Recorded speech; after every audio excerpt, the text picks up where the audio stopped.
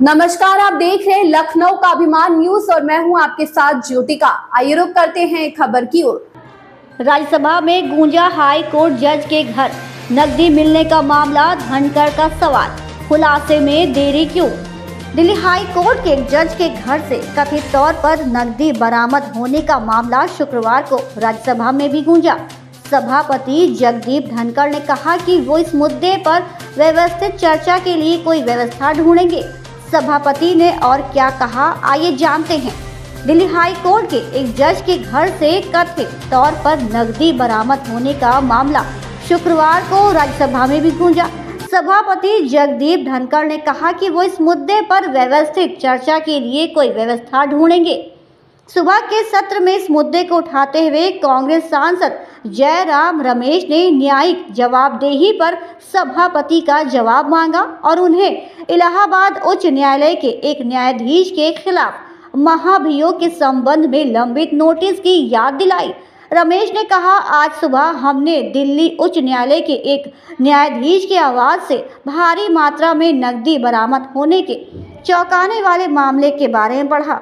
उन्होंने ये भी बताया कि इससे पहले 50 सांसदों के इलाहाबाद उच्च न्यायालय के एक न्यायाधीश की ओर से की गई कुछ टिप्पणियों के संबंध में सभापति को नोटिस सौंपा था। रमेश ने कहा कि चेयरमैन ने स्वयं बार बार न्यायिक जवाबदेही की आवश्यकता पर बात की है। वरिष्ठ कांग्रेस नेता ने धनखड़ को ये भी याद दिलाने की कोशिश की कि उन्होंने इस मुद्दे पर सदन के नेता को निर्देश दिया था।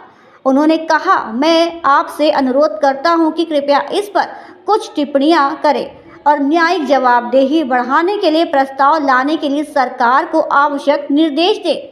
नकदी की कथित बरामदगी से संबंधित मुद्दे पर धनखड़ ने कहा कि उन्हें इस बात से परेशानी है कि घटना हुई लेकिन तत्काल सामने नहीं आई। उन्होंने कहा कि यदि ऐसी घटना किसी राजनेता, नौकरशाह या उद्योगपति से संबंधित होती तो संबंधित व्यक्ति तुरंत लक्ष्य बन जाता। उन्होंने कहा, इसलिए मुझे विश्वास है कि पारदर्शी, जवाबदेह और प्रभावशाली प्रणालीगत प्रतिक्रिया सामने आएगी। सभापति ने आगे कहा कि वो सदन के नेता और विपक्ष के नेता से संपर्क करेंगे और सत्र के दौरान चर्चा कराने की कोशिश करेंगे।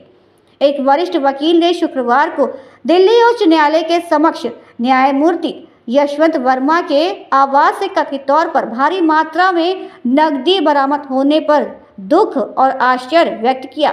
न्यायमूर्ति वर्मा आज अदालत में उपस्थित नहीं हुए। उच्चतम न्यायालय के कॉलेजियम ने कथित तौर पर न्यायमूर्ति वर्मा को यहां उनके आवास से भारी मात्रा में नकदी बरामद होने के आरोपों के आधार पर दिल्ली उच्च न्यायालय से उनके मूल इलाहाबाद उच्च न्यायालय में स्थानांतरित करने का निर्णय लिया है। इस खबर में बस इतना ही। बने रहिए लखनऊ का अभिमान न्यूज के साथ।